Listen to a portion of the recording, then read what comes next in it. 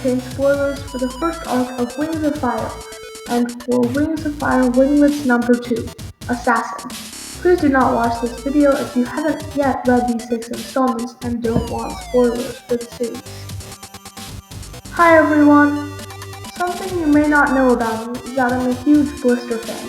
Ever since I started reading Wings of Fire, I've always felt like she was going to be the definite victor of the War of SandWing Succession. You see, I started on this series in book 2, so I automatically sort of saw SeaWings as the coolest tribe, and I still have that opinion today. Because of this, I always liked their ally, Blister, but this isn't the only reason I would rather fight for her than the other sisters. Not at all. She is smart and the most likely to win by a long shot. Automatically, she has dominance over the water, which already makes up most of Pyria, or, well, I guess we can't call the whole planet Pyria anymore since the Pantala is in existence. So, of the dragon planet, let's just say. She also features soldiers better than Blister.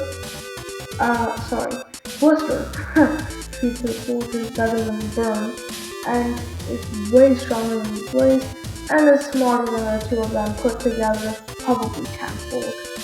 She is also calm and keeps her cool when in pressing situations, and is a brilliant strategist.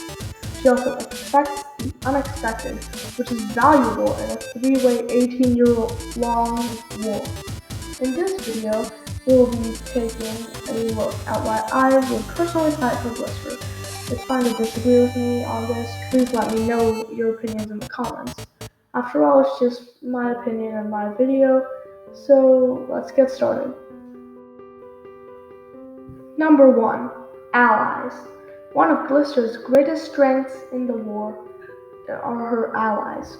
Over the course of the war, she's had alliances with half of the SandWings, well, around half, we don't have an official number of course, the SeaWing tribe, the Mudwing tribe, and the majority of the Nightwing tribe. However, it should be known that the Mudwings were only with her for the first decade, and the Nightwings were only with her for the last few months of the war.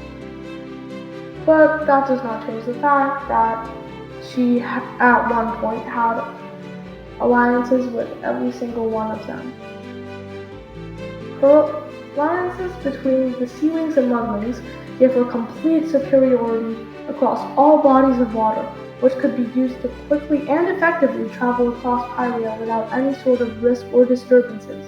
The SeaWings also provided her with bases and provisions in the Bay of 1,000 Scales. Her allies also had very powerful abilities. The Mudwings, though not the most interesting or unique tribe, were adaptable and loyal fighters. The SeaWings were perfectly suited for water combat, but their abilities could be used to gain the upper hand even on land.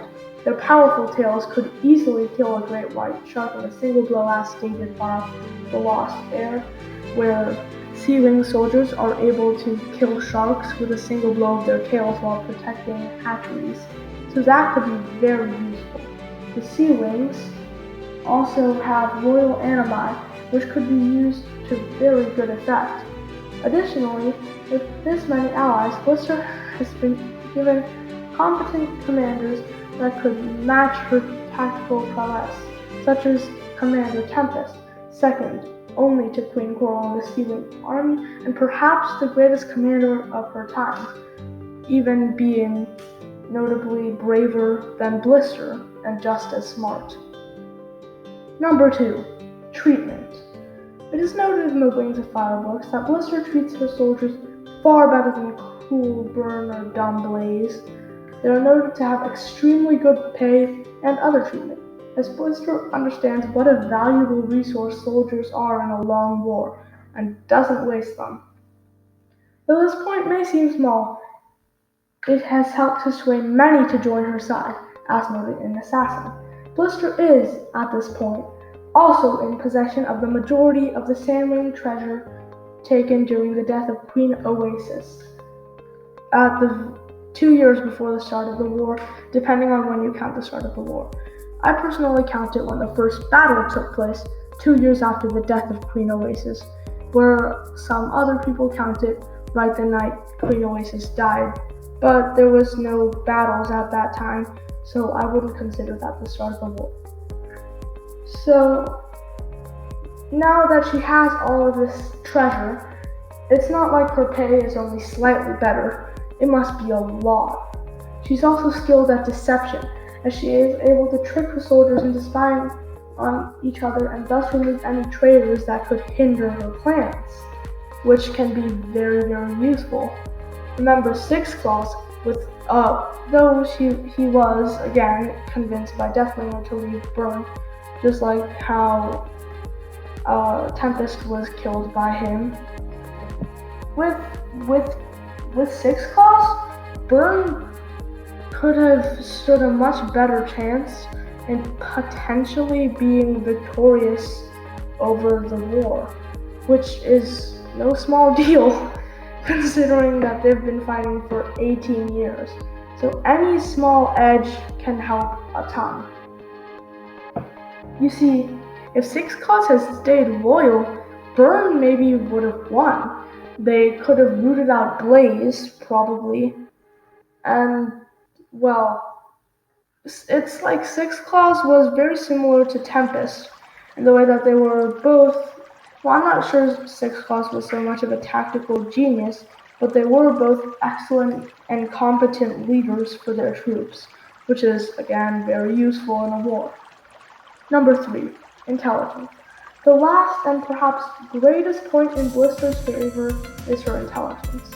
She is so smart that I would grant her as probably the smartest dragon on Pyrrhia.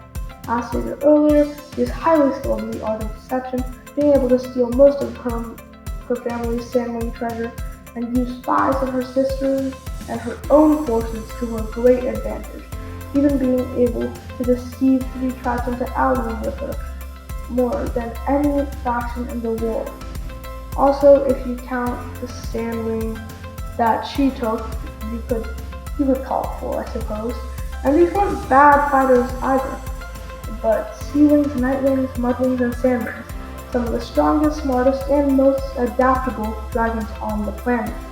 Blister was also intelligent to know that Deathbringer's little trick in Assassin was just that, a trick, keeping her cool in a situation where she could have and maybe would have lost everything if she was any other dragon. Blister was even able to kill Burn, technically winning the war with her intelligence.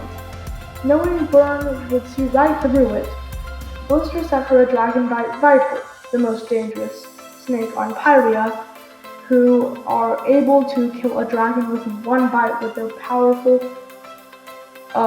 venom and piercing fangs.